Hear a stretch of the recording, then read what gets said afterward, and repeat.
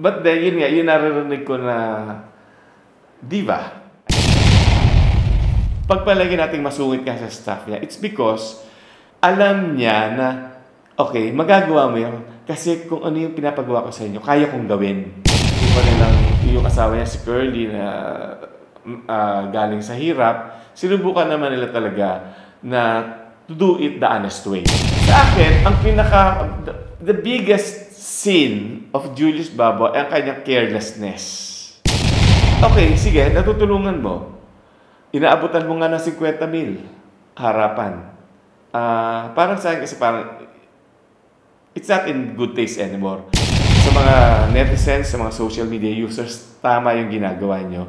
Dapat tayo ay maging mapagmatyag. Welcome to Time to Talk dito sa Page Time. Previously ay tinalakay namin ang mga performances ng mga broadcasters sa television and also sa radio. If you have the time, you can go back and check that episode. But ito, we come to the main event dahil ngayon sa episode na ito ay pag-uusapan na natin ang controversy na bumabalot kay Julius Babaw at saka kay Corina Sanchez mula na nagkaroon ng expose si Mayor Vico Sotto ng Pasig at tungkol sa mga journalists na alam niyo na. Bago tayo dumiretso sa ating main feature, please don't forget to like and subscribe to our channel Page Time. And here it is, our take on Corina Sanchez and Julius Babaw. Unahin natin si Corina Sanchez. Corina Sanchez, I knew her from way back when. Simple lang siya nung araw. Although matapang na rin. Parang si Arnold Clavio, nagbubukas ng gate ng ABS-CBN, siya din taga-sara. In between, pag uwi niyan, nagmagawa pa ng cheesecake yan. Ang naging problema noon ni Corina, actually, Weather Girl Channel 4. Nung lipat ng Channel 2 yan, na hindi na nga lumabas ang building yan, kasi nung araw, nagsishare ng building ang Channel 4 at ABS-CBN. Tumawid lang ng hallway yan, nandun sa kabila. Yung naging problema niya, she was so talented,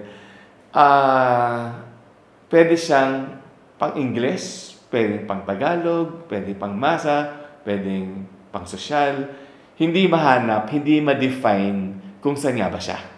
So yun ang naging problema niya. Kaya medyo compared kila Lauren Legarda, kila Mel Tiangco, yung talagang pagsikat niya talaga na yung talagang sikat na sikat, medyo nahuli compared to the other female broadcasters of ABS-CBN because nga she couldn't find herself, the public couldn't place kung siya ilalagay kahit yung network mismo, ano ba siya, Tagalog, Ingles, kasi dapat dito sa industry to, it doesn't really pay to be, yung magkaroon ka ng versatility. Kasi nagkakaroon ka ng identity problem. At yun ang naging problema ni Corina Sanchez nung araw until she decided, sige, Tagalog na lang ako. And then, kaya lang, of course, si Corina, nagkaroon siya ng image problem din kasi nga, yung, she's a friend, no? But then, yun nga, yun naririnig ko na diva. So, halimbawa, makukumbida sa isang, magja-judge isang contest, kailangan may sarili siyang room. Dapat mag-start pagka yung ready na siya. Dapat hindi siya pinaghihintay. So, may mga ganon na naririnig ako.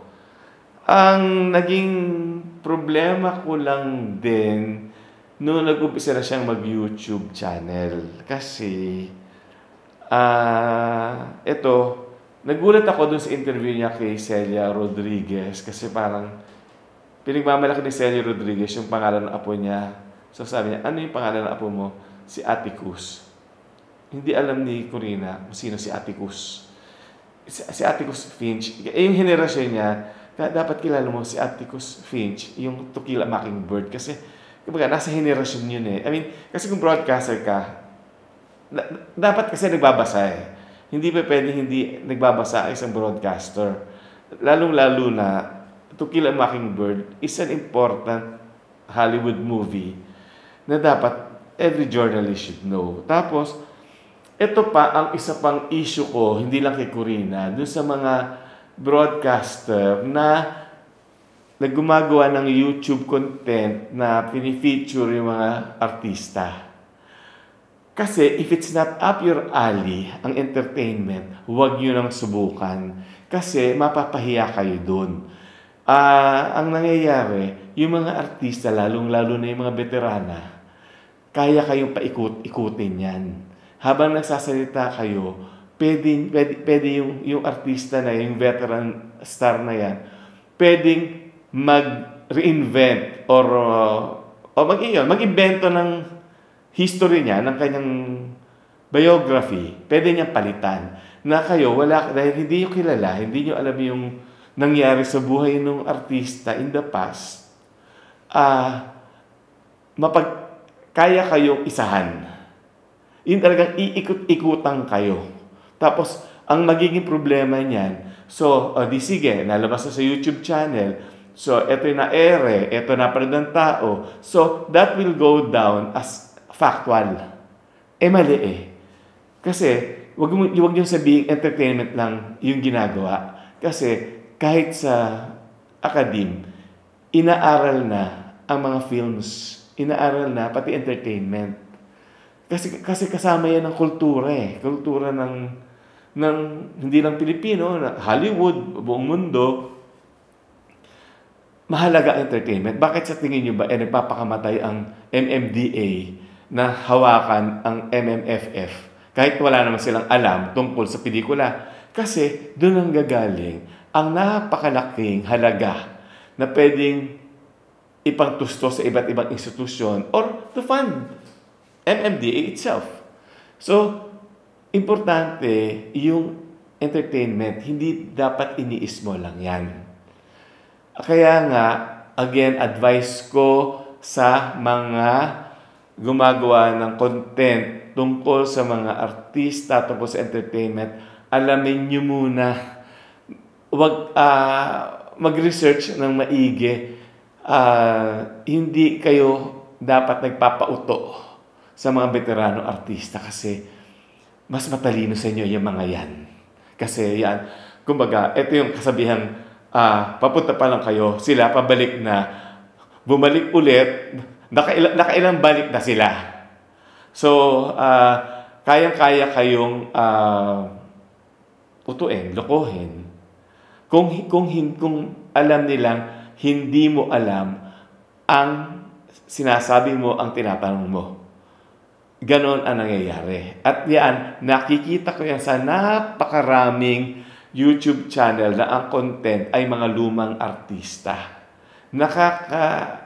Parang, gusto mong batuhin yung TV, gusto mong sabihin doon sa yung host ng channel na, hoy, parang, pwede pa sana nag-research ka muna, nagtanong ko muna doon sa mga kasabayan kung totoo yung sinasabi nung subject mo. So, but anyway, itong kay Corina, I don't even want to delve into that 10 million peso kasi kahit naman si Vico Soto, nilagyan niya na asterisk yun. So, hindi pa rin sigurado. Let us not tread into dangerous territory. Total, yun naman, tinitake up na ng lahat ng mga social media users.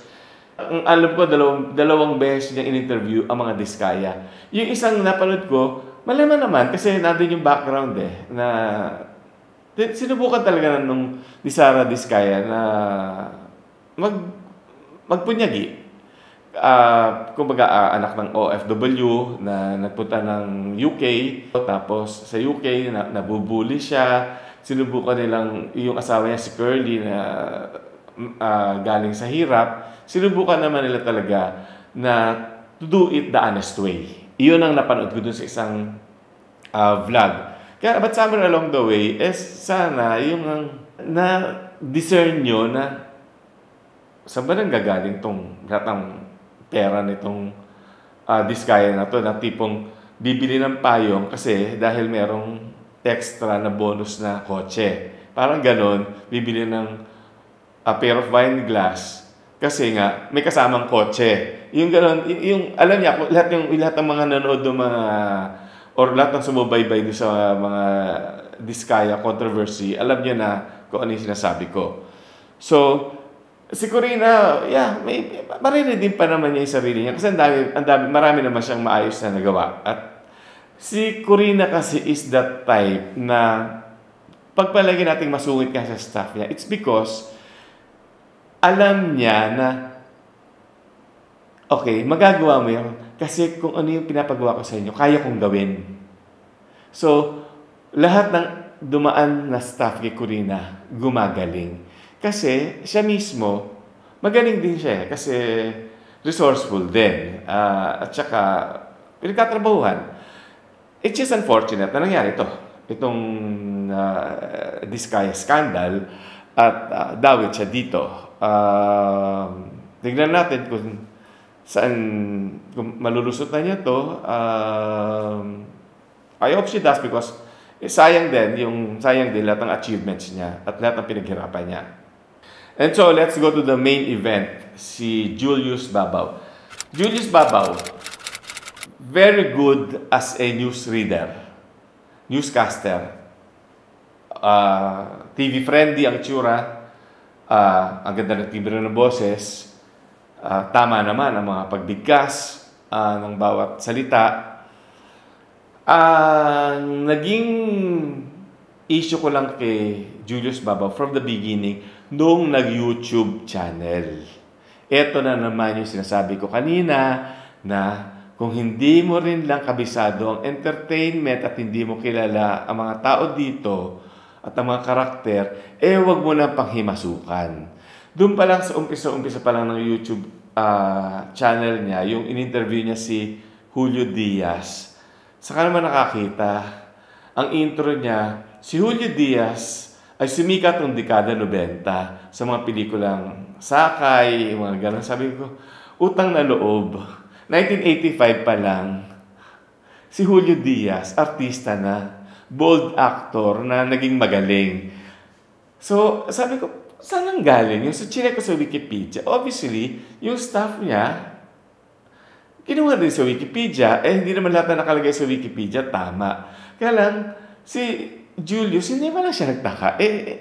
Look, he's not 18. Diba? Siguro naman, nung nag-umpisa si Julio Diaz, may kamalayan na rin naman siya, lalo na, kung ang sa pagkakaalam ko, he majored in film. So, dapat alam din niya yung mga pelikula ni Julio Diaz na may mga kabuluhan naman talaga, especially no early part because na-handle siya talaga ng magagaling na mga director sila William Pascual doon sa mga Takaw Tukso. Nakagawa si Julio Diaz ng gano'n. Sa akin, ang the biggest sin of Julius Babaw ay ang kanyang carelessness. Carelessness, okay. Ito na lang yung sinabi niyang saan parang ano yung naging gateway nyo sa pagyaman? Nung sinabi ni Sara Diskaya na nung nag-DPWH kami, hindi ba kapabayaan yun? Hindi naman ito live interview.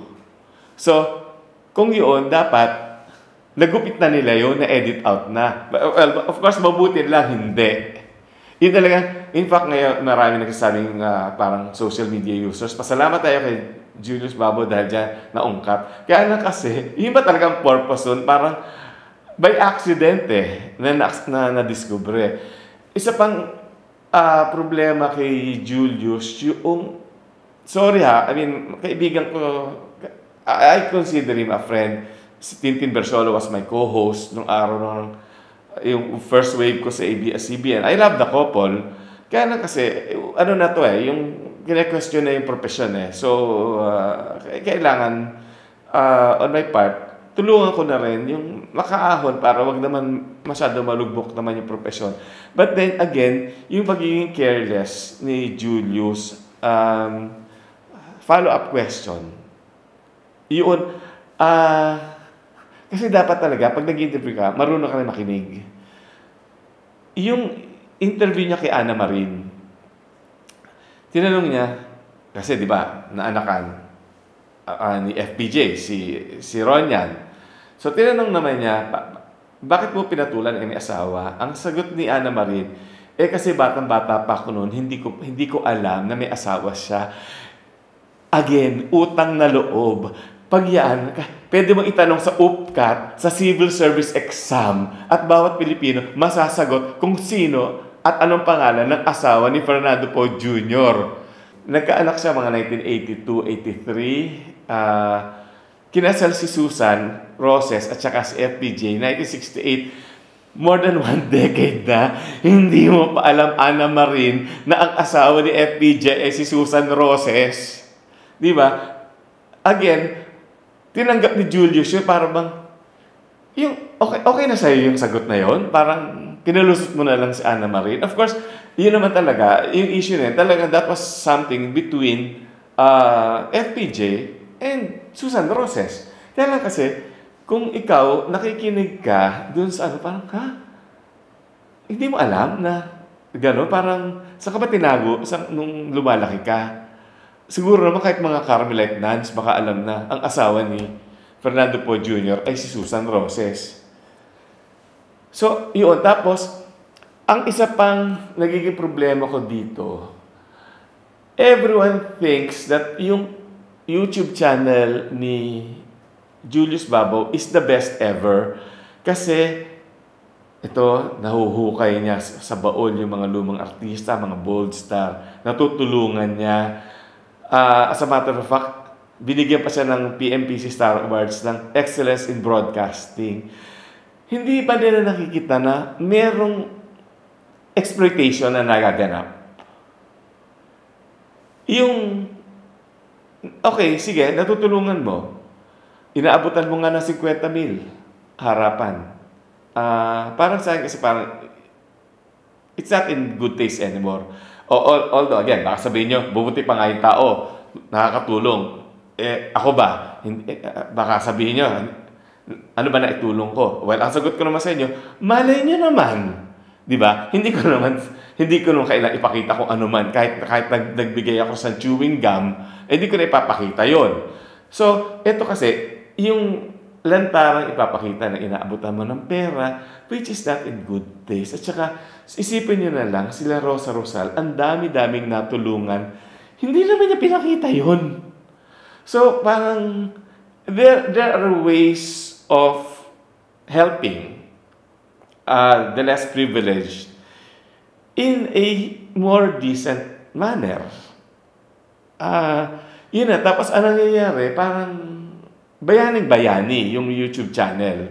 Kasi nga, nakakatulong. Tingnan nyo na yung pinakita kay Corita, yung the singer Corita, yung ikaw na maaawa, parang huwag nang ipakita. Yung, sige, tulungan mo, pero huwag namang ganon. Or yung asawa ni Nova Villa, na ang dami naman pwede itanong kay Nova Villa. Kailangan talaga ipakita talaga na in that situation. I don't know, ito bang si Corina at si Julius makakabalik? Filipinos are very, very forgetful. Yung kasing naging problema kasi dito sa kanila, yung pag-evaluate nila ng storya. Yung kay Julius, laging papakita. Pakitaan mo ng ganito mamahalin sa sasakyan. Isang malaking Buddha made of jade. So parang, nice. Parang, nice. Parang, nice. Saan ang galing to? Parang, di ba? Parang dapat nagtatanong ka na, parang, itong lahat ng karangyaan ito, it's not nice na ipakita mo kung hindi mo alam kung ano ang naging source ng pinambili. Of course, hindi pa rin natin pwedeng husihan din naman ng mga diskayas. Kaya lang kasi, yun nga, yung ostentatious display of wealth, dun pa lang actually may mali na eh. Naging enabler pa itong si Julius at saka si Corina, parang, of course, kiniklaim nila na kasi parang inspirational story. ang kahit sinong tao, siguro naman ikaw, magpupunyagi ka. Pero hindi naman siguro para makabili ka ng 40 luxury cars. Hindi naman siguro ganon. Yung ganon, yung sapat lang, na material na bagay. Pero sa kanila kasi parang, yun na nga, yung sinasabi nga, napakaraming red flags of different hues. May maroon, merong red, orange, lahat ng klaseng pula na bandera na umawagayway. Bakit hindi nyo kasi nakita? Yun lang ang sa akin. And in closing, sana nga ang mga tao, and this I want to include na ibang mga vloggers na yung alam niyo yung mga bagong yaman na mga novo-rich na tinatawag na naging instant celebrity kasi nga pina-flaunt nila yung wealth nila. Sa mga yung lalo na yung mga bata, huwag sana kayo magpapabulag sa karangyaan. Lalo na kung ito yung tinatawag na galing sa blood money. Ano ang blood money? Yung hindi maganda ang pinanggalingan ng salapi. Kasi, tandaan nyo, ang blood money, nawawala yan. Isipin nyo na lang, walang drug dealer na hindi nauubos yan ng pera. At kung, let's say, hindi man maubos ang pera niyan, bumabawi yan sa ang gulo-gulo ng buhay, napapatay sila, hindi sila magkasundo-sundo, at kung hindi man sila masingil sa buhay na ito, doon sa mga susunod na henerasyon, yun ang sisingilin. Kaya yun, ingat-ingat din tayo. Dapat, as a social media user, matuto tayo ng discernment. Dapat matuto tayo mag-uri. At sana ito, again, I'm doing this kasi para yung, ano na nga nagkalat na nga ang fake news ngayon, tapos, parang nawawala na nga ng saysay ang mainstream media. Ngayon, dumagdag pa itong kontrobersyang to, di lalo nang basang-basa ang papel ng mainstream media ngayon. So, pero at saka ito, dito ako sumasaludo naman ngayon sa social media, sa mga netizens, because nagiging napaka-vigilant nyo. Oo, parang hindi kayo bumibitiw. Every time na mag-check ako, nandun talaga ang inyong vigilance, ang inyong pagbabantay, at mahalaga yan. Sa mga netizens, sa mga social media users, tama yung ginagawa nyo. Dapat tayo ay maging mapagmatyag. Oo. Hindi ko sinasabi, I am up to here with integrity. Pero, somehow, meron naman akong opinion na in my very humble way, sana may naitulong ako with this humble feature of ours dito sa Time to Talk sa PH Time.